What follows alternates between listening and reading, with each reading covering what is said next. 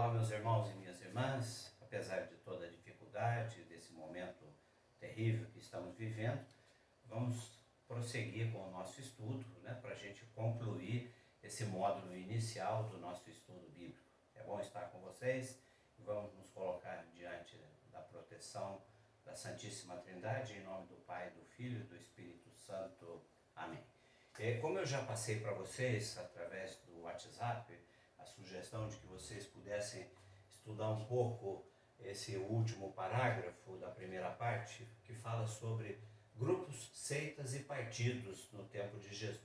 Então a gente vem falando nas aulas que a autoridade naquele tempo era exercida pelo rei Herodes, e no caso específico da Judéia, era exercida pelo procurador, na época de Jesus, era Pôncio Pilatos.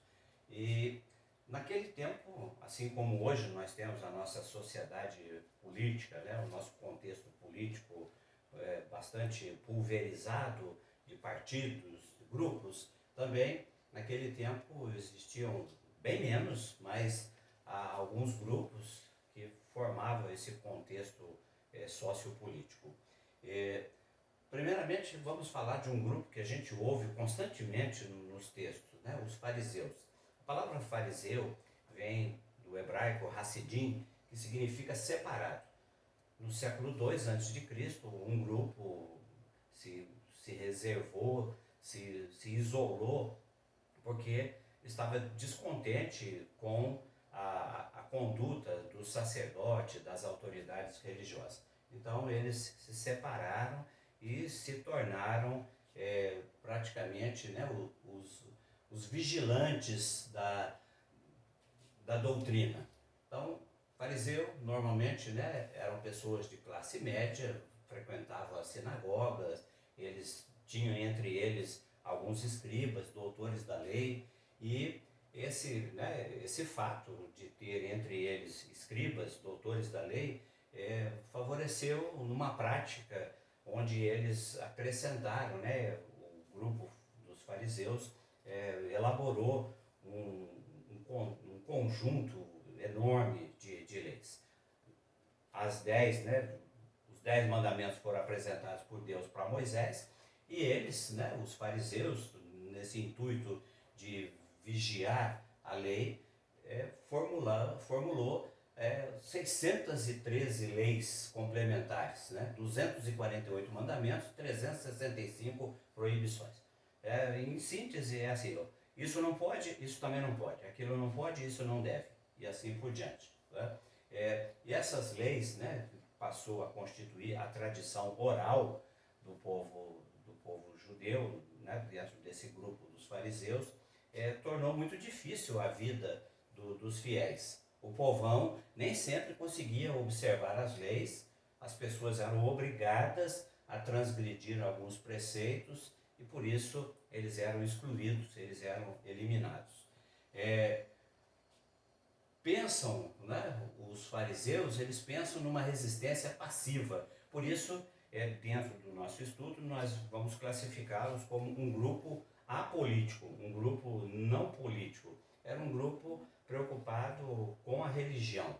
Para eles, Jesus era um herético, um herege. A gente lê isso constantemente no Evangelho, Jesus sendo contestado pelos fariseus por praticar a sua misericórdia no sábado, falar com prostituta, conversar com cobrador de impostos e assim por diante. Eles, podemos dizer, eles eram bitolados, tapado mesmo, extremamente legalista, preso ao rigor da lei. Aceitavam a ressurreição e os anjos, isso está aqui destacado porque nós vamos falar em seguida dos saduceus, que eles não creem, não acreditavam na ressurreição e nos anjos. Tinha uma esperança, uma viva esperança na vinda do Messias, por isso eles querem que Jesus prove que ele é o Messias. O fariseu, ele se considerava o senhor da sua própria salvação. Ele autossuficiente no quesito de salvação. Devido à indiferença para com os romanos, porque eles não formavam um partido político, eles conseguem, de certa forma, agradar uma parte do povo e acaba tendo uma certa influência sobre o povo. Pode-se dizer que a mentalidade farisaica é que salva o judaísmo. Rapidamente dizendo o seguinte: no ano 70 o templo foi destruído pelos romanos e os judeus foram dispersos, foram varridos daquela região.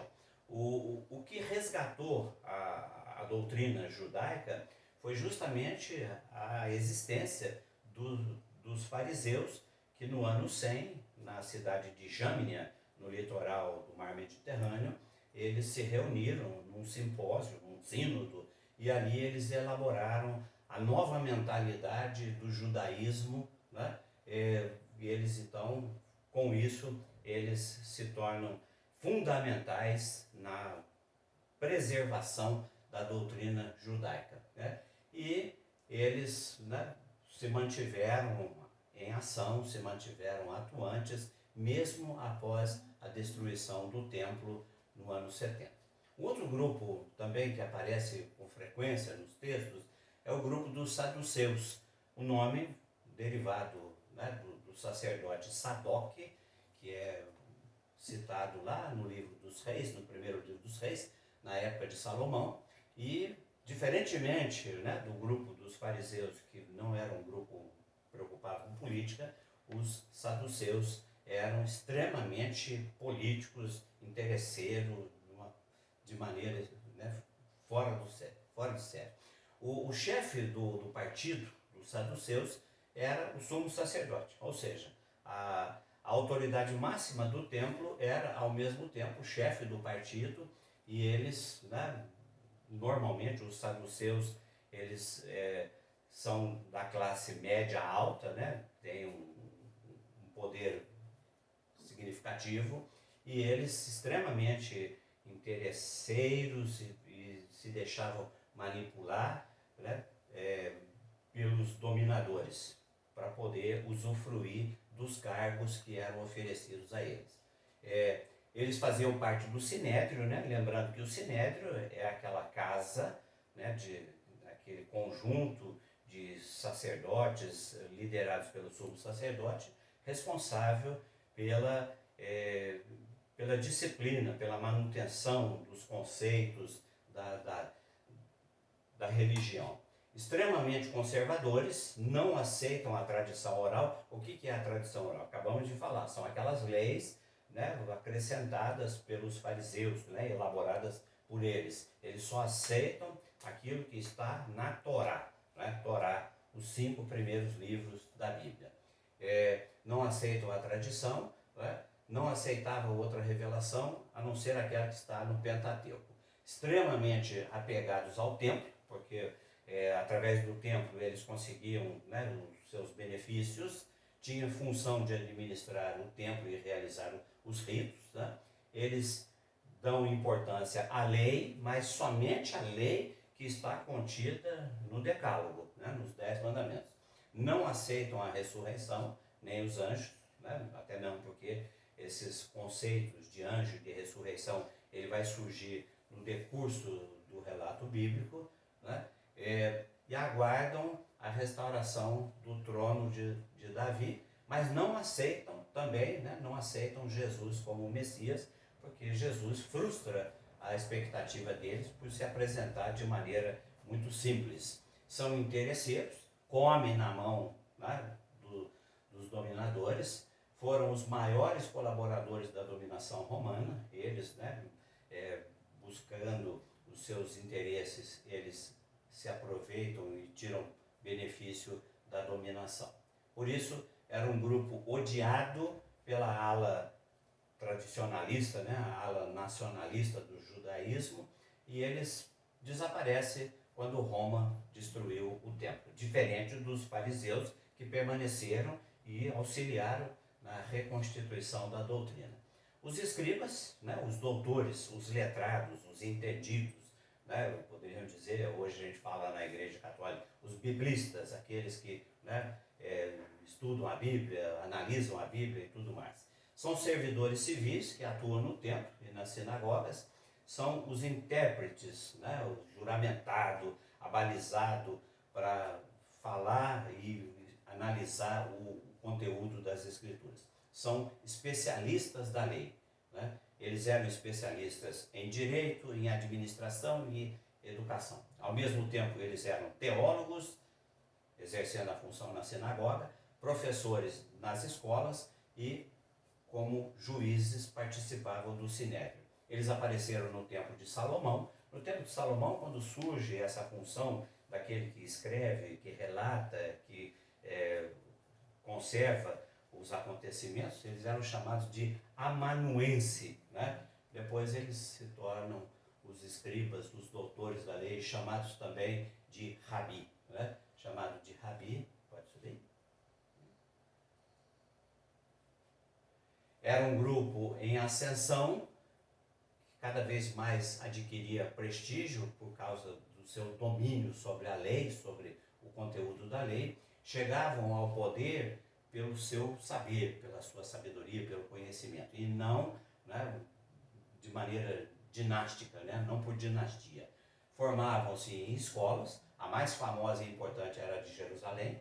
Vejam depois Atos dos Apóstolos, capítulo 5, fala para nós dessa escola de Gamaliel, né, onde São Paulo fez os seus estudos. Embora não pertencessem economicamente à classe mais abastada, eles acabavam, né, tendo os seus privilégios por causa do monopólio, né, o conhecimento assustador que eles tinham do conteúdo da doutrina. Eles tinham uma tradição, não ensinava tudo que sabia, escondia ao máximo a maneira pela qual chegava a determinadas conclusões. Ou seja, não dava o pulo do gato, né? Ele não entregava tudo, porque isso garantia para eles a permanência no poder. Após a destruição do templo, foram eles, juntamente com os fariseus, que reconstituíram o judaísmo.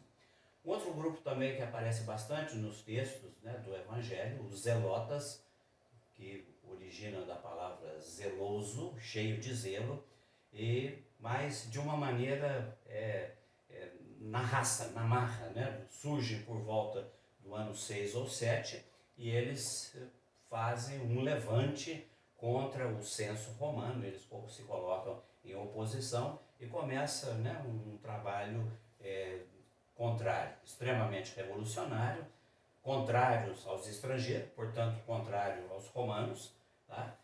Consideravam-se instrumentos da libertação do povo através do combate, através do conflito. Surge das camadas mais pobres, devido às condições de miséria, ali surge a revolta, né, a insatisfação, negam obediência a qualquer poder terreno, eles não se sentiam, né, liderados por ninguém, eles se sentiam liderados pelo ideal deles de se libertar dos romanos. Quer livrar o povo judeu dos opressores, aqueles que estão, né, obtendo vantagem, eles também querem combater.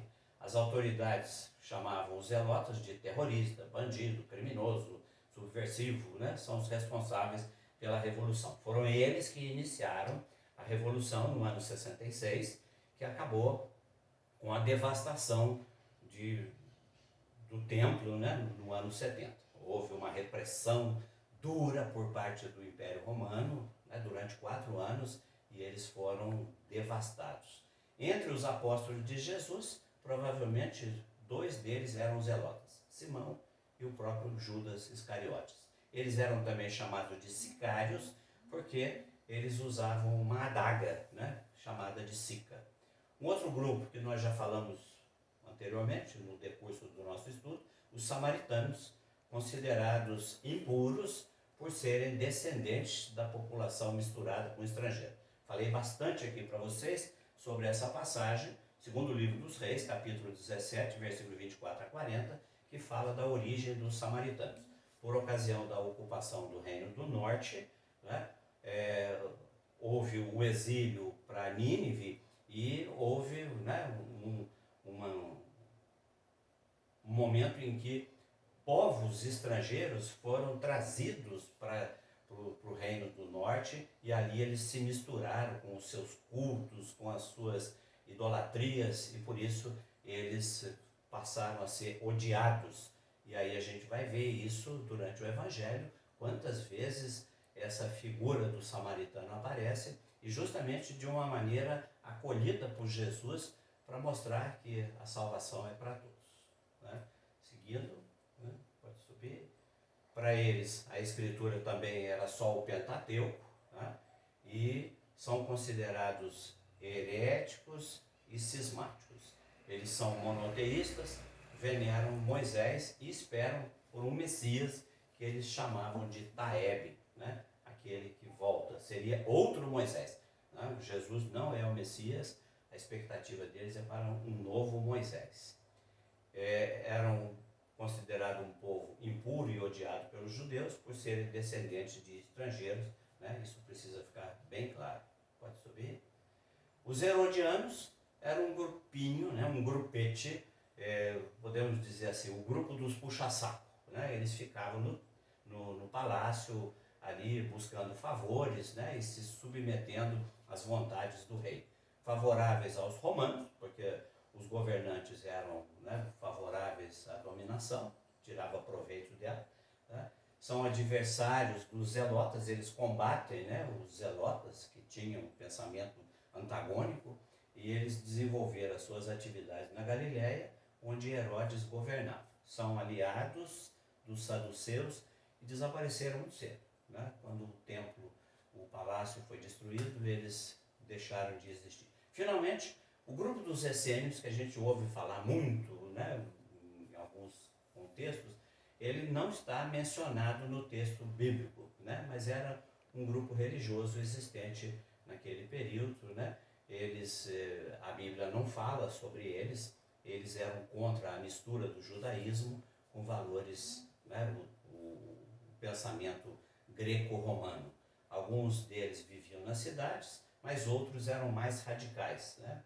Viviam no deserto, isolado.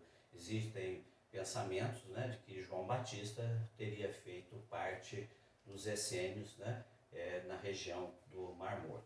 E alguns estudiosos acreditam, né, que os essênios escreveram os manuscritos do Mar Morto. Ele não interessa tanto para o nosso estudo, né, porque eles não estão inseridos no contexto. Só para terminar, né, lembrando, isso aqui nós já falamos em aula, né, que existiram 3 pessoas com o mesmo nome, né, os Herodes. Herodes Magno, que governou no nascimento de Jesus, Herodes Antipas, ou Antipas, que governou na época de João Batista, foi ele que mandou matar João Batista, e o outro, o terceiro, é pai, filho e neto, né, que governou sobre a Palestina na década de 40, e aparece nos capítulo 12 dos Atos. Foi ele que autorizou a morte do apóstolo Tiago. Com isso, nós terminamos a base para o nosso estudo, e próximo momento a gente vai falar sobre os evangelhos sinóticos, o problema dos sinóticos. Leiam página 5 e página 6, e ficamos por aqui, em nome do Pai, do Filho e do Espírito Santo.